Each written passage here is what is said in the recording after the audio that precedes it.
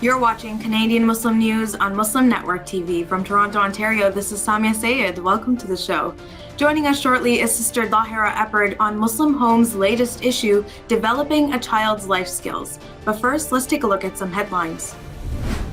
Sentencing of man who attacked Edmonton Muslims begins. 3 hate incidents target women in hijab in Montreal. Edmonton Muslim author publishes book with Harpercollins. Flood deaths hit 603 in 10 months in Nigeria. And now the details.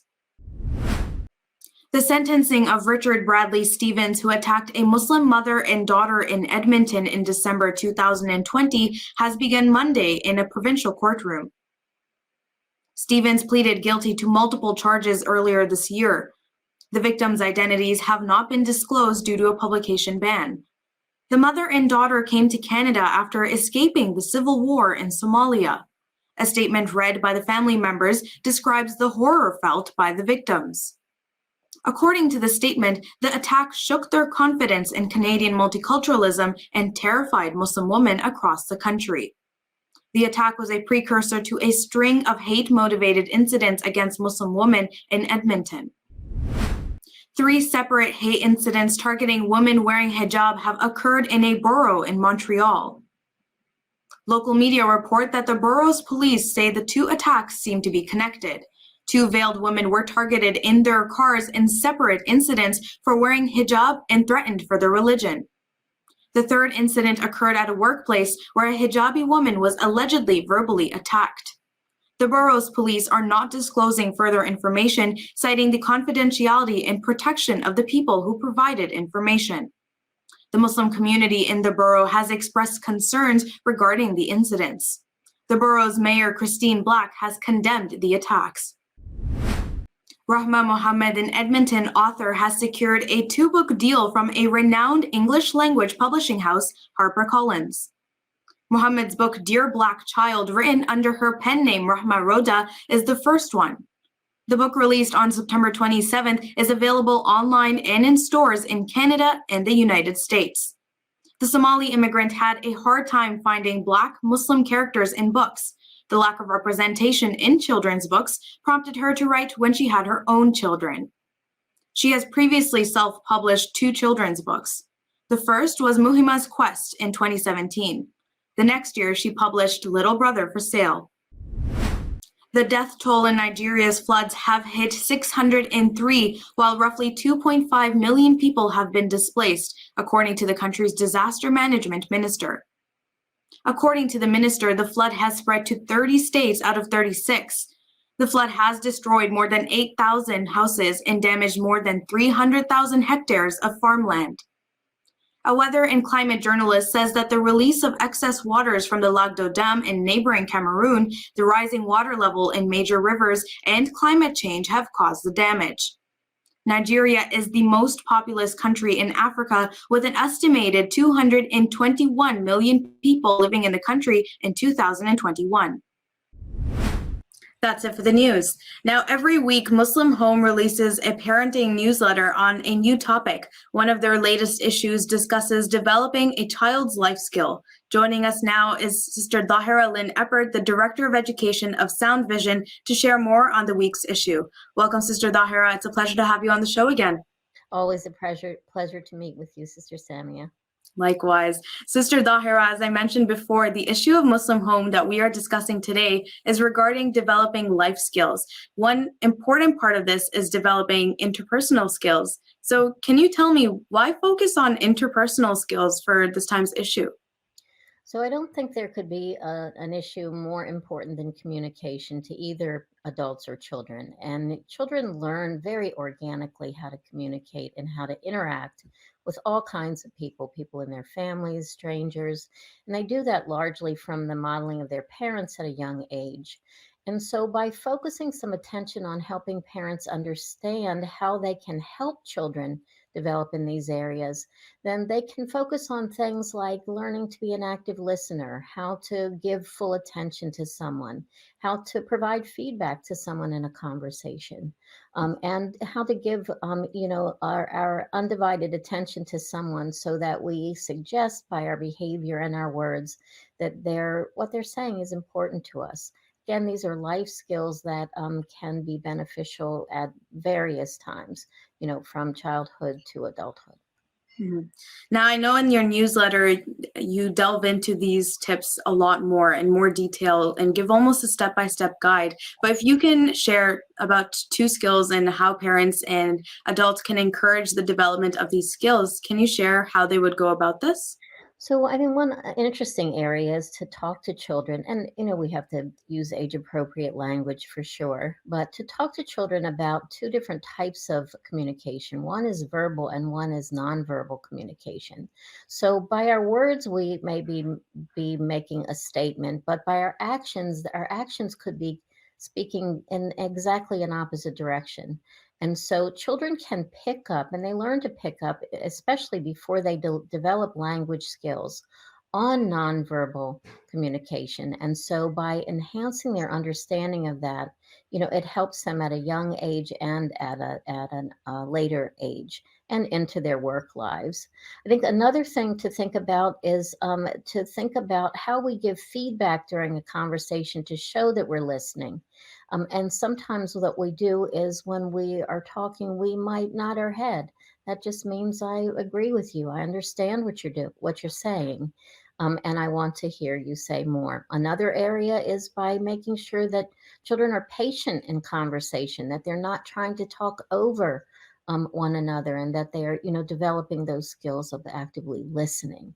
And these things are things that just enhance relationships. They happen whether we're conscious of them or not. This is just about talking about really improving effective communication. On the topic of active listening, one of the things I picked up in the week's issue is that when having these conversations with children, we have to validate their feelings. Can you expand on just what that means? Well, it's really important for us to give children the tools they need to express themselves and to identify feelings.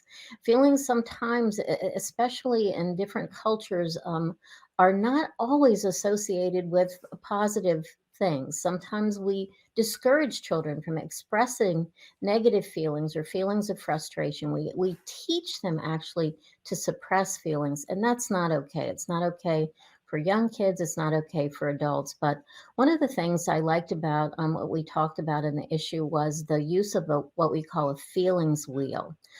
That is making sure that you have your own way of expressing feelings outside of just a very basic list, not just anger, fear, happiness, but things like boredom, things like frustration, things like annoyed, things like disappointed, things like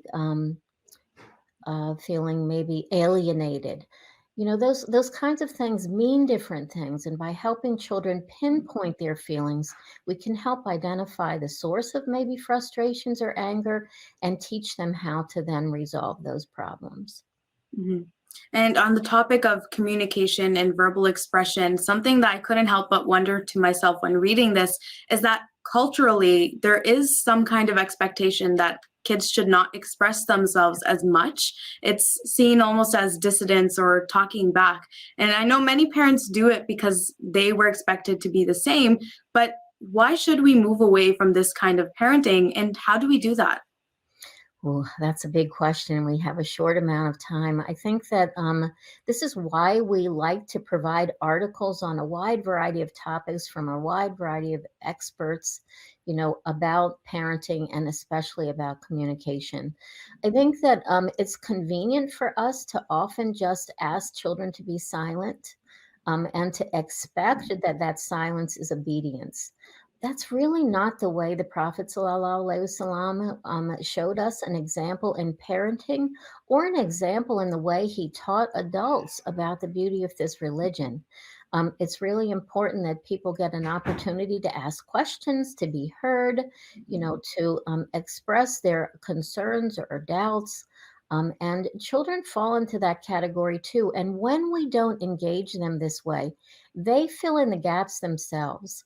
It might suggest by our suppressing a feeling that that feeling isn't valid. It's not okay for them to be angry. It's not okay for them to be frustrated. And this can suppress things like learning disabilities. It can also avoid addressing trauma.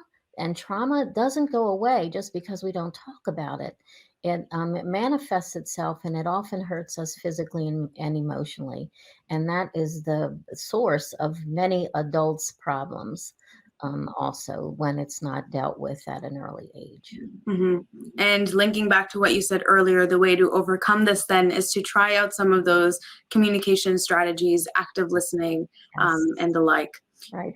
And it doesn't have to be necessarily that we're always so serious. We're not talking about that. We're talking about just developing skills and giving parents and children more tools in their toolbox. One of the articles that we wrote about, one of our writers, Melissa Barreto, talked about how she likes using actually games to teach her children about communication. She listed 5 games. Some of them you can play in the car, like 20 questions.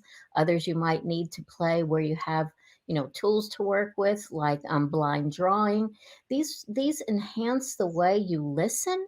They enhance the way you communicate verbally, and they help you, even with this blind drawing example, in directing somebody how to do something, starting to really think about communication in a different manner. And that can be fun. We're not talking about just serious lecturing here. We're talking about modeling life skills and enhancing the way you go about teaching your children just about how to negotiate life. That's what life skills are. My personal favorite entry for this issue was the one on home economics and its connection to the Prophet Muhammad sallallahu alaihi wasallam. Can you please share more on that connection? Sure. Aisha radiallahu anha was one of the people that provided the most hadiths about the way the Prophet sallallahu alaihi wasallam lived his life, especially at home. And what she said about his home life was that he concentrated on serving his family, and then he was attentive when prayer came in. Now, what did serving his family mean? In his case, it meant being attentive to his wives, his children, sometimes sewing and mending his own clothes, also helping with cooking, chores around the house, entertaining guests, being considerate of the people around him. And home economics sometimes gets neatly coined to be something that just is something women need to think about: sewing, cooking, childcare. It's way more than that. It's about how we live and maintain our homes. It's about cleanliness, hygiene. It's about negotiating public space, transportation, whether it's our own cars or needing to use public transportation. It's about meal planning and cooking, learning about our bodies, what they need in terms of nutrition. There's an entire huge area of study, and our article on that actually talked about a curriculum that's used in that area, which identified 7 different major areas that kids can learn more about at a young age. And when boys and girls learn those things at a young age, it's far easier for them to be independent in their own lives and to serve their own families. This is an Islamic way of life, really. And it comes all back to the idea that it's developing your life skills, and it's an ongoing process starting from childhood and beyond. Well, thank you so much for your time, Sister Zahirah. As always, it was a pleasure to have you on the show today. Thank you too. Always love to be with you. You are watching Canadian Muslim News on Muslim Network TV. That's it from our Toronto studios tonight. Make sure to like, share, and subscribe to our channel for more Canadian Muslim content. Stay safe, and until next time.